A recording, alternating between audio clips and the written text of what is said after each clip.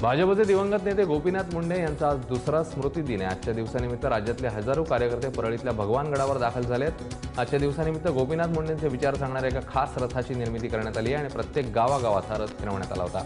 आज 10:30 वाजण्याच्या दरम्यान ग्रामविकास मंत्री पंकजा मुंडे, भाजप प्रदेशाध्यक्ष रावसाहेब दानवे, गृहराज्यमंत्री राम शिंदे यांच्यासह भाजपचे मोठे नेते भगवान गडावर उपस्थित राहणार आहेत। गोपीनाथ मुंडे यांच्या द्वितीय पुण्यस्मरण दिनानिमित्त आज संबंध महाराष्ट्रातून लोक गोपीनाथ गडाकडे निघालेले आहेत। असेच बुलढाण्यावरनं निघालेली ही विचारज्योत आज गोपीनाथ गडावरती पोहोचते आहे।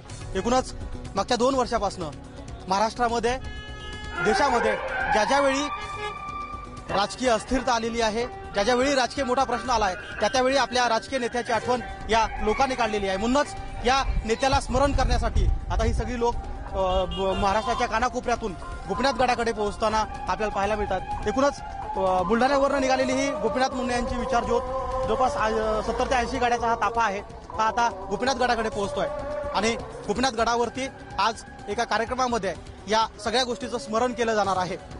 म्हणूनच मागच्या 2 वर्षामध्ये ज्यावेळी राजकारणामध्ये अस्थिरता निर्माण झाली आहे, कोणतीही घटना असो, कदाचित गोपीनाथ मुंडे यांचं नाव निघत नाही असा दिवस नसेल आणि याच दिवसाचं स्मरण करण्यासाठी आज हे सगळी मंडळी गोपीनाथ गडावरती जमते आहे। कॅमेरामन रंजलसह गोविंद शेळके, एबीपी माझा, गोपीनाथ गड।